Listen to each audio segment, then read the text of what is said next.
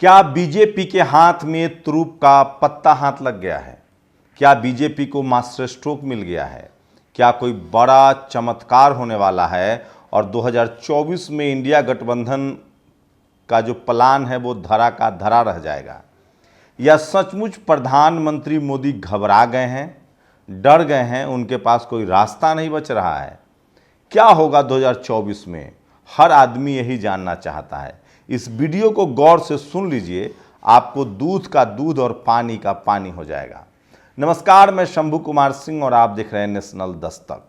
सब कुछ उतना आसान नहीं है। कई राज्यों में बीजेपी की सरकारें हैं, लेकिन 11-12 ऐसे राज्य हैं जहां बीजेपी की सरकारें नहीं हैं।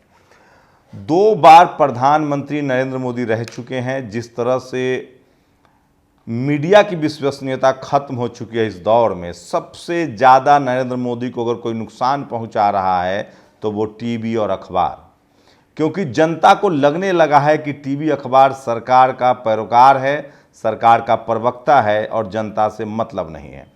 दूसरी सबसे जो डरावनी बात है वो है इंस्टीट्यूशन। जिस तरह से इनकम टैक्स, ईडी, सीबीआई और चुनाव आयोग पर भरोसा उठ गया है, ये सबसे ज़्यादा मोदी के लिए माइनस पॉइंट है। देखिए, ये सारे काम होते थे कांग्रेस के राज में भी।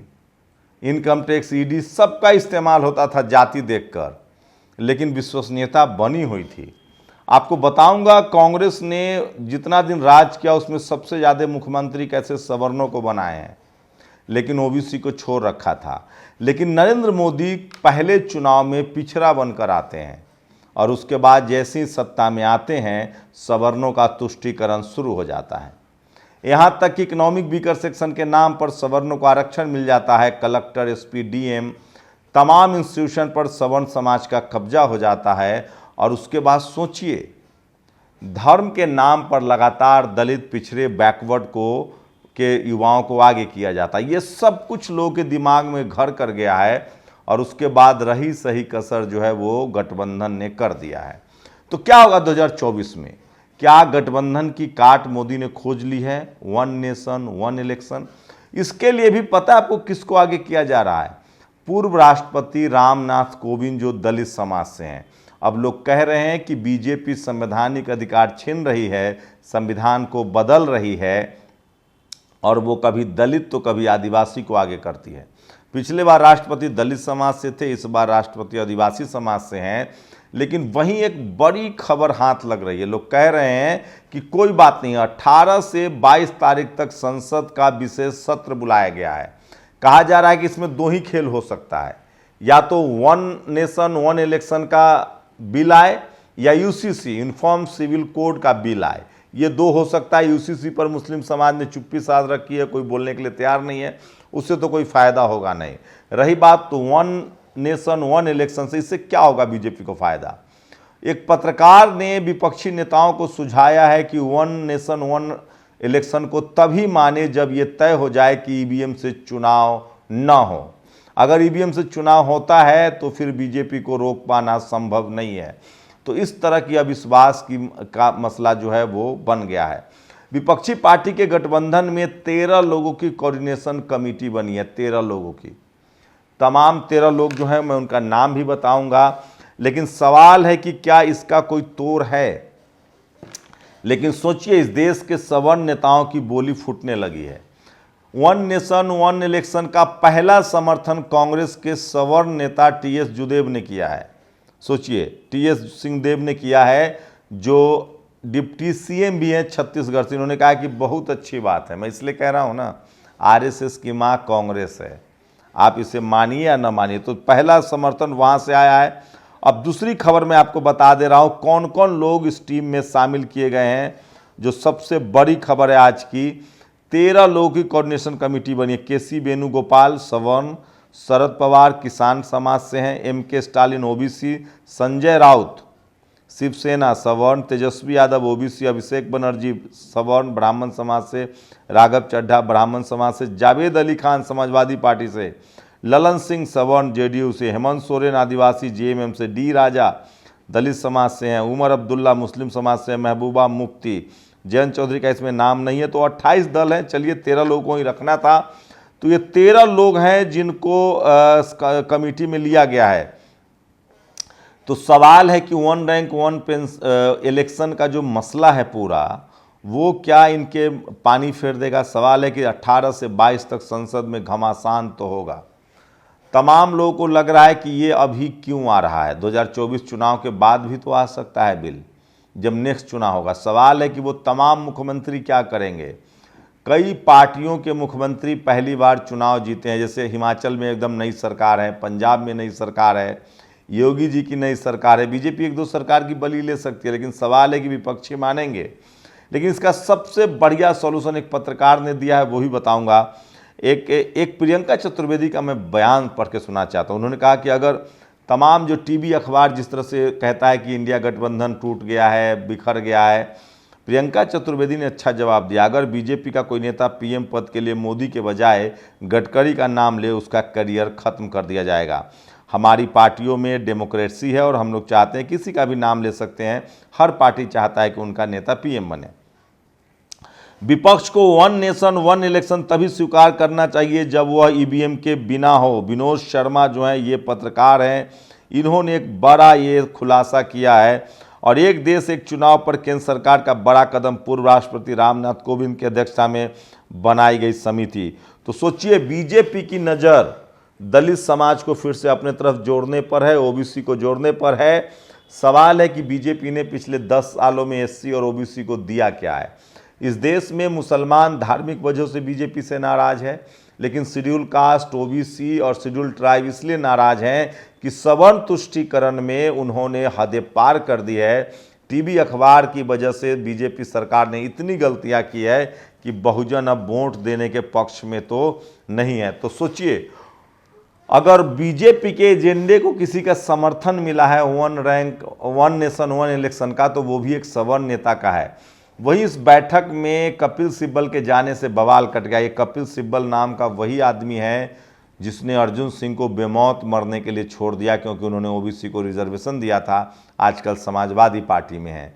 कपिल सिब्बल को लेकर कांग्रेस के नेताओं में थोड़ी सी नाराजगी थी, बाद में दूर हो गई।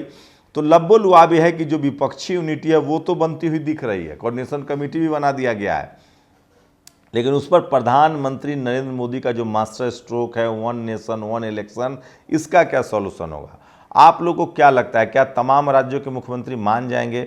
दरअसल प्रधानमंत्री के लिए सबसे बड़ी दिक्कत मीडिया है। मीडिया के भरोसे वो चल रहे थे, लेकिन मीडिया की वजह से इस देश के 90% लोग बीजेपी से नाराज हैं। उसमें सबसे ज़्यादा एससी, एसटी, ओबीसी, मुसलमानों की नाराजगी लेकर एंटी मुस्लिम्स पॉलिसी रही है बीजेपी की। लेकिन बीजेपी के सवर्ण सिस्टम ने, बीजेपी के सवर्ण तुष्टीकरण ने, बीजेपी के सवर्ण विंग आरएसएस ने मोदी के ओबीसी प्लान को फेल कर दिया। चाहे वो 27 मंत्री का प्लान हो, चाहे छोटे छोटे ओबीसी नेताओं के साथ गठबंधन हो, शेड्यूल कास्ट नेताओं के साथ गठबंधन हो। धरातल पर एससी, एसटी, ओबीसी को कुछ नहीं मिला। मुसलमानों को धर्म के नाम पर उन्होंने जिस तरह से पोलराइजेशन किया, उसमें एससी, एसटी, ओबीसी ने वोट दिया। पहले तो उन्होंने ओबीसी बन के वोट लिया, विकास के नाम पर वोट लिया, दूसरी बार पोलराइजेशन के नाम पर वोट लिया। लेकिन सवाल है कि जिन समूहों को उन्होंने पोलराइज करने की कोशिश की, उनको कुछ मिला नहीं। इस सरकार में सबसे ज़्यादा मालामाल हुआ तो सवर्ण समाज के लोग हुए। सवर्ण तुष्टीकरण बीजेपी को लेकर डूबने जा रहा है। अभी भी मौका है, कांग्रेस से उम्मीद नहीं है। कांग्रेस का ट्रैक रिकॉर्ड बहुत खराब रहा है। वहाँ एससी, एसटी, ओबीसी की बात तक कोई करने वाला नहीं है। 2 ही बार, एक बार बाबू जगजीवन राम आए जब कांग्रेस बुरे वक्त में थी, अब खड़गे साहब आए जब बुरे वक्त में है। राहुल गांधी ने कभी ओबीसी के सूद नहीं ली है, लेकिन धीरे धीरे उनकी पता नहीं क्या राजनीतिक समझ है। लेकिन एससी, एसटी, ओबीसी को लेकर कोई बात नहीं होती है। बीजेपी के कोर कमेटी में ओबीसी की संख्या बढ़ी है, एससी की संख्या बढ़ी है, लेकिन सवाल है कि उस समाज को कुछ मिला नहीं है।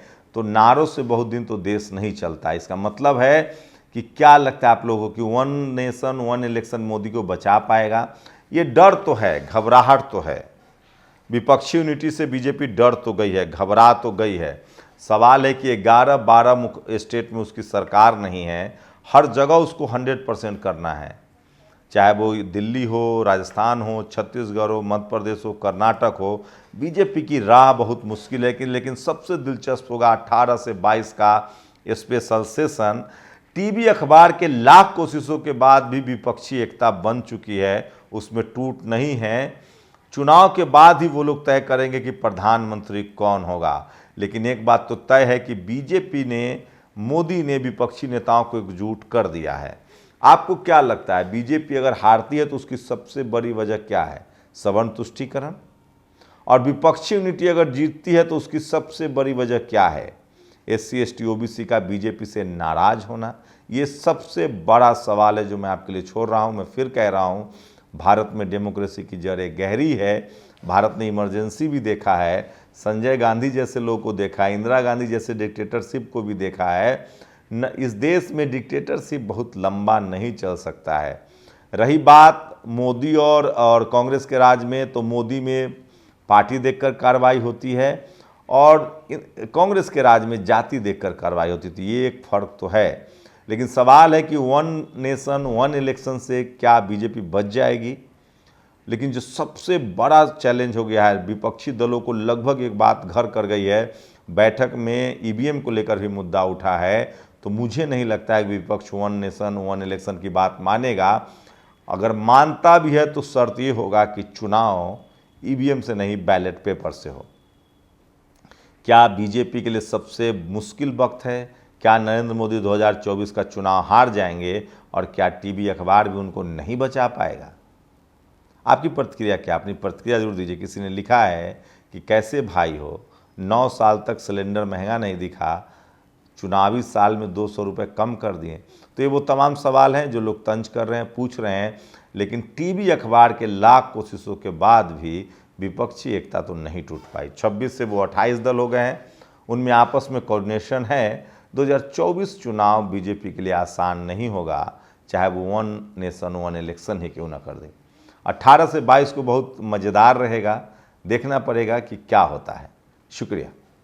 नेशनल दस्तक की आपसे गुजारिश है कि अगर इसको बचाना चाहते हैं तो नेशनल दस्तक को सब्सक्राइब करने के लिए रेड कलर के सब्सक्राइब बटन को दबाएं, फिर बेल आइकन की घंटी दबाएं। नेशनल दस्तक को बचाने के लिए बहुत जरूरी है कि हर खबर को शेयर करें, लाइक करें, कमेंट जरूर करें।